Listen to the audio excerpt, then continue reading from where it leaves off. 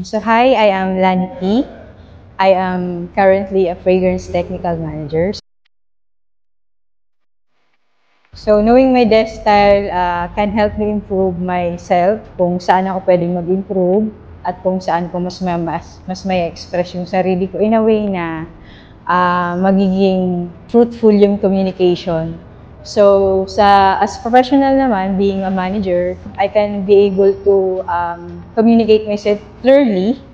And then to my subordinate naman, I can better understand them na kung paano nga makipag-communicate sa akin. Kasi may mga ano pala yun na dapat pag dominance ka, pag influencer ka, ganito ka ay dapat i-communicate as well. So, knowing that, mas naging aware ako on how to improve my communication style sa kasama ko sa trabaho.